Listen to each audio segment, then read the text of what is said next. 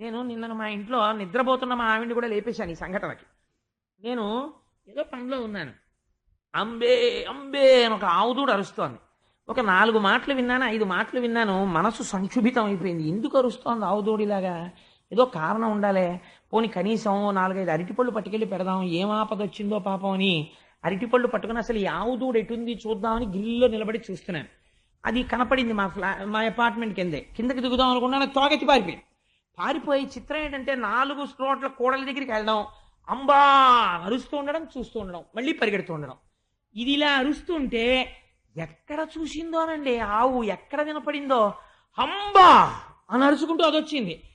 ఆ ఆవు రెస్పాండ్ అవ్వడంలో దీనిలో అంబా అని ఇదంటోంది. అది అంబా అంటే ఇక్కడున్నాను నేను. ఆ ధ్వని విని ఓహో ఈశ్వరా, సమస్త జీవుల యందు తల్లి బిడ్డల రూపంలో ఇంత ఆర్తిగా ఉన్నావా అమ్మా లలితాపరా భట్టారిక అని, ఉషే నీకు ఒక దివ్యమైన స్వరూపం చూపిస్తాను. లలితాపరా భట్టారిక సింహాసనస్థయ్యి దర్శనమిస్తోంది. రా లేచి చూడ. ఆవు కోసం దూడ పరిగెత్తడం, దూడ కోసం ఆవు పరిగెత్తడం. అలా సందులోకి పోయింది ఆ దూడ. అంబా అందంతే ఇది. అది అట్నుంచి పరిగెత్తుకొచ్చేసింది.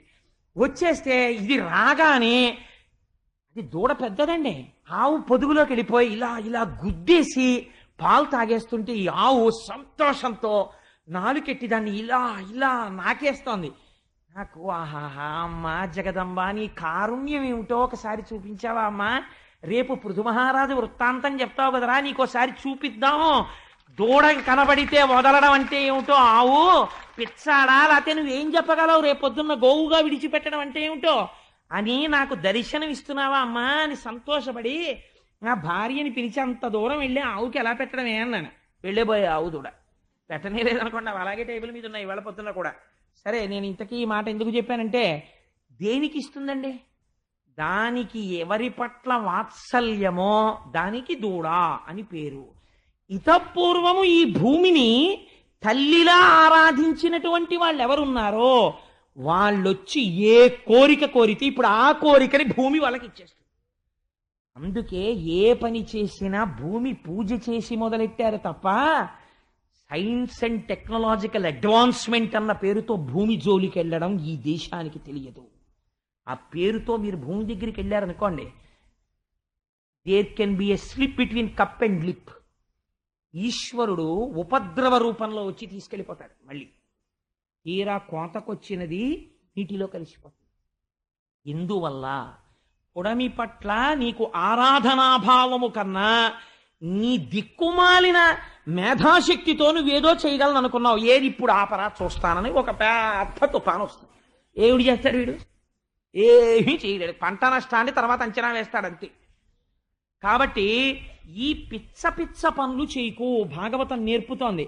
ఎవరు భూమి పట్ల నమస్కారము చేసిన మహాపురుషులున్నారో వాళ్ళని చూస్తే భూమి పరవశించిపోతుంది. తల్లి అయి కాపాడుకుంటుంది. అందుకే లేవగానే భూమికి నమస్కారం చేసి లేవాలి పిల్లలు. తల్లిదండ్రులు ప్రయత్నపూర్వకంగా పిల్లలకు ఒక విషయం నేర్పుకోవాలండి. ఏ నక్షత్రంలో పిల్లలు పుట్టినా ప్రతి నక్షత్రానికి గండకాలం ఉంటుంది. గండకాలంలో పిల్లలకి ఎటువైపు నుంచైనా ఆపద రావచ్చు, మీరు చెప్పలేరు. పిల్లలు ఆటోలో పెడుతుండగా రావచ్చు, రిక్షాలో పెడుతుండగా రావచ్చు, సైకిల్ మీద పెడుతుండగా రావచ్చు, స్కూల్లో ఉండగా రావచ్చు. మీరు ఎలా రక్షిస్తారు? అమ్మ రక్షించాలి గోవు. అందుకని పిల్లలకు ఒకటి నేర్పుకోవాలి తల్లిదండ్రులు. అమ్మా, నిద్ర లేవగానే కాలు పెట్టి దిగుతావు కదా, ఒక్కసారి భూమిని 2 చేతులతో కళ్ళకద్దుకుని సముద్రవసనే దేవీ పర్వత స్తనమండలే విష్ణుపత్ని నమస్తుభ్యం పాదాహతిం క్షమస్వమే. అమ్మ, నువ్వు మా అమ్మవమ్మా, కాలుతో తన్నాను, నాకు ఇంతకన్నా దిక్కు లేదు, అమ్మ నన్ను రక్షించు అని అడిగితే అమ్మగా రక్షణ చేస్తుంది తన దూడ చేసుకుని. కాబట్టి ఆవంది అది జీర్ణమైపోయి పాలైపోయాయి ఇప్పుడు నాలో. ఇప్పుడు నేను మళ్ళీ మీకు ఎన్ని రకాల శక్తులు కావాలో అన్నిటినీ వదిలిపెడతాను. నువ్వు అడుగుతున్నావు కాబట్టి, నువ్వు మహానుభావుడవు కనుక, నువ్వు రాజ్యక్షేమమును కోరిన వాడివి కనుక పృథు నీకోసం విడిచిపెడతాను. కానీ ఒక్క కండిషన్, నువ్వు భూమిపతివి. పృథు మహారాజు గారు వచ్చి దూడగా నించుంటానంటే కుదరదు. ఎందుకని? ఆయన భూమిపతి రాజు. అందుకని ఇప్పుడు దూడ రూపంలో ఎవరైనా రాగలరా? వచ్చి నిలబడితే అప్పుడు నేనేం చేస్తానో తెలుసా? నేను విడిచిపెడతాను, పాలగా మళ్ళీ ఔషధీ శక్తులను వదులుతాను. అప్పుడు మళ్ళీ పంటలు పండుతాయి. ఎవరిని తీసుకొస్తావు దూడగా అంటే ఆయన అన్నాడు, చాలా సంతోషం అమ్మా, ఇప్పుడు నువ్వు చెప్పిన మాటకి, లేకపోతే నిన్ను నువ్వులు గింజలంత నరికవతల పారేసి నా శక్తితో, నా యోగ శక్తితో భూమిని నిలబెట్టాలనుకున్నాను. నువ్వు మళ్ళీ అనుగ్రహిస్తానన్నావు, తల్లి నీకు నమస్కారం. అందుకని నీకు దూడగా స్వయంభోమనువుని తీసుకొస్తానన్నాడు. ఆయన భూమిని ఎంత గొప్పగా పరిపాలించినవాడో. స్వయంభౌమనువు పేరు వినగానే ఆవిడంది, షాబాష్, ఆయన్ని దూడగా రమ్మనంది. స్వయంభౌమనువు దూడగా వచ్చి ఆ శిరములను ఒక్కసారి కదిపాడు, భూమి యొక్క గోస్వరూపమైన శిరములను కదిపాడు. ఇప్పుడు ఎలా రావాలి మళ్ళీ ఆ ఔషధీ శక్తి భూమికి? మళ్ళీ ఒక్కసారి లోపల ప్రేమ కలిగి ఆ శిరములలోంచి పాలు కారిపోయి, ఇప్పుడు పితకగలిగిన వాడు ఉండాలి. ఇప్పుడు ఈ ఔషధీ శక్తిని ఎవరు పితకాలి? మనువును దూడజేసి గరిమన్ నిజపాండి తలంబులీల దోహనముగ చేసి అందు సకలౌషధులం పితికెన్ క్రమంబునంతనరగ తద్దిధంబునను తత్పృథువత్సలయైన భూమి ఎందనయము వారు వారును ప్రియంబగు కోర్కెలు పొందిరున్నతిన్. ఎవరు పితకడం కోసమని ఆవుని పిలిచాడో వాడే పితకాలి. అందుకని పృథు మహారాజు గారు వెళ్ళి దాని పొదుగు దగ్గర కూర్చున్నాడు. ఇప్పుడు ఈ ఔషధీ శక్తుల్ని తట్టుకోగలిగినటువంటి పాత్ర కావాలి. అటువంటి పాత్ర సృష్టిలో ఎక్కడుంటుంది? తన చేతిని పాత్రగా చేసి తన చేతితో పాలు పితికాడు. పితికి ఈ పాలు చల్లాడు, అంతే. వెంటనే పంటలు పండి అందరికీ ఆకళ్ళు తీరిపోయి భూమి సస్యశ్యామలమైంది. ఇప్పుడు ఆకలి ఎక్కువ, సస్యస్య పండేటటువంటి భూమి తక్కువ. భూమిని పెంచలేరు, భూమిని ఇబ్బంది పెట్టి భూమి కళ్ళల్లో కారాలు కొట్టి పండమని అడగలేదు. ఎలా అడిగాడో చూడండి. పృథువు తన ధనస్సుని చేతపట్టి ఉంచి ధనస్సు యొక్క చివరి భాగంతో కొన్ని పర్వతాలని పడగొట్టి సమానం చేశాడు భూమిని. చేస్తే కొన్ని వేల హెక్టార్లు భూమి మళ్ళీ వ్యవసాయ యోగ్యమైంది. దీని మీదకొచ్చి నీరు నిలబడింది, విశేషమైన పంటలు పండాయి. పృథివిలో ఉన్నటువంటి వాళ్ళందరూ చాలా సంతోషించారు. పృథువు ప్రజలని రక్షించడానికి వ్యవసాయంలోను ఒక కొత్త ప్రయోగం చేసిన వాడివి కనుక, పంటల విషయంలో నా వాత్సల్యమును లోకమునకు చూపించి ఎగిరిపోయిన ఔషధీ శక్తులను మళ్ళీ ప్రభవింపచేసిన వాడివి కనుక, నువ్వు తండ్రివి, నేను కూతుర్ని, నీ పేరు నేను పెట్టుకుంటాను. నన్నింత వాత్సల్యంతో పేరు తెచ్చావు కనుక, నువ్వు నాకు పుడమికి భర్త వంటి వాడివైనా నీ వాత్సల్యమును కూతురుగా అనుభవించాను కనుక నేను పృథివీ అని పేరెట్టుకుంటానని భూమికి పృథు మహారాజు గారు పిండితే పృథివీ అన్న పేరు వచ్చింది. ఆ పేరు గుర్తు పెట్టుకుంటే మనకి నోటికి తినడానికి తిండి ఎక్కడ ఉందో గుర్తొస్తుంది.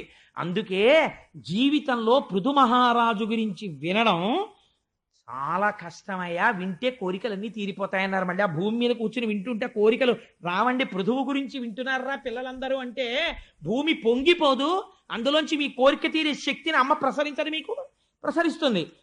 ఈయన ఎప్పుడైతే పిండుకున్నారో ఇంకా కోరికలు ఉన్న వాళ్ళు ఉన్నారు, వీళ్ళందరూ వచ్చారు, దేవతలందరూ పరిగెత్తుకొచ్చారు. ఇంద్రుణ్ణి దూడగా వదిలేరు. ఇంద్రుణ్ణి దూడగా వెళ్తే వాళ్ళకేం విడిచిపెట్టింది అమ్మ అంటే వీర్యము, ఓజము, ఋతము అనబడేటటువంటి మూడింటిని విడిచిపెట్టింది. వాటి పేర్లు వినండి చాలు, ఎందుకంటే వాటి గురించి ఇప్పుడు చెప్పాలంటే అది చాలా పెద్ద క్లాస్ అయిపోతుంది. అందుకని అదో పెద్ద ఉపన్యాసం. అందుకని సహనము లేదా వీర్యము, ఓజము, ఋతము, ఇదే సత్యం త్రత్తేన పరిశించామి. బ్రాహ్మణుడు భోజనం చేసేటప్పుడు సత్యము ఋతముకుగాక అని, రాత్రి ఋతము సత్యముకుగాక అని అడుగుతుంటాడు. సరే, అందుచేత దేవతలు ఇంద్రుణ్ణి దూడగా చేసుకుని ఈ మూడు పిండుకున్నారు. అసురులు అంటే రాక్షసులు ప్రహ్లాదుని దూడగా చేసుకుని లోహపాత్రలో 3 రకాల సుర పిండుకున్నారు. గంధర్వులు, అప్సరసలు విశ్వావసుని దూడగా వదిలి పద్మంలోకి సౌందర్యాన్ని, మద్యాన్ని పిండుకున్నారు. అందుకే పద్మం అంత సౌందర్యంగా ఉంటుంది. సరే, పితృగణములు ఆర్యముని దూడగా చేసి పచ్చిమట్టి పాత్రలో కవ్యం పిండుకున్నాయి, అంటే శ్రాద్ధ కర్మలో ఉపయోగించేటటువంటి పదార్థాన్ని. ఆ తర్వాత సిద్ధులు కపిల మహర్షిని దూడగా చేసి ఆకాశం అనేటటువంటి పాత్రలోకి సిద్ధులు పిండుకున్నారు. అందుకే వాళ్ళు ఆకాశగమనం అవి చేయగలుగుతుంటారు. కింపురుషులు మయుణ్ణి దూడగా చేసి యోగం అనే పాత్రలోకి ధారణ అనే శక్తిని పిండుకున్నారు. యక్ష భూత పిశాచాది గణములు రుద్రుణ్ణి దూడగా చేసుకుని కపాలంలోకి రక్తాన్ని పిండుకున్నారు. పాములు తక్షకుణ్ణి దూడగా చేసుకుని తమ పుట్టలనబడేటటువంటి పాత్రలలోకి పురుగులు, ఫలములు అనబడేటటువంటి వాటిని పిండుకున్నాయి. వృక్షాలు తమ పటలు అంటే ఆ చెట్లకి పెద్ద పెద్ద పొరల్లా ఉంటాయి కదా, అటువంటి వాటిల్లోకి ఆ పట్టలలోకి రసాల్ని పిండుకున్నాయి. అందుకే చెట్లు ఇప్పటికీ మనకి అన్ని రకాల రుచులు చెట్టుల్లోంచే వస్తాయి. కుంకుడు చెట్టు, మామిడి చెట్టు పక్క పక్కన పెట్టినా కుంకుడుకాయ చేదుగానే ఉంటుంది, మామిడి పండు తీయగానే ఉంటుంది. ఆనాడు పిండుకున్నాయి పృథివీ అనబడే గోవులోంచి. ఆ శక్తే ఇప్పటికీ చెట్లకుంది, ఉండి మనకి రసపోషణం చేస్తున్నాయి.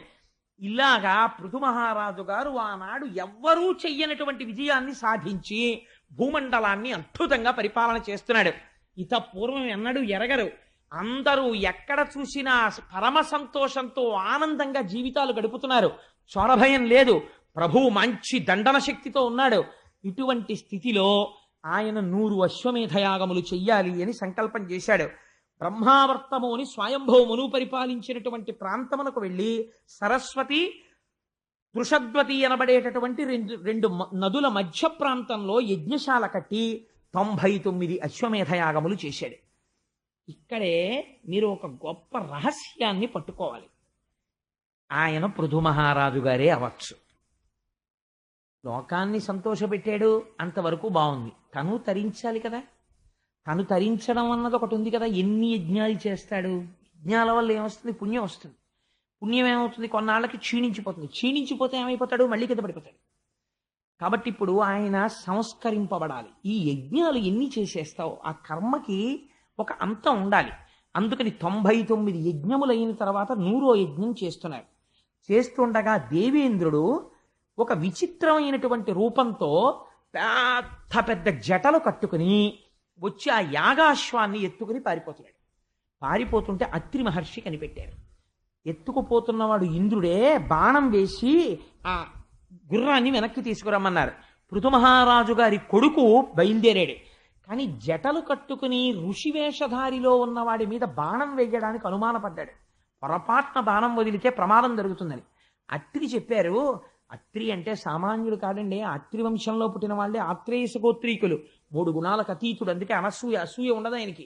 అందుకని అటువంటి మహాపురుషుడు కనుక ఆయన ఇంద్రుడే. ఏ రూపంలో ఉన్నా నేను పసిగట్టగలను, నువ్వు నిర్భయంగా బాణం వదిలేయన్నాడు. ఎంత ధైర్యం ఉండాలండి ఆ మాట చెప్పడానికి. వంశం ఎగిరిపోతుంది తప్పైతే.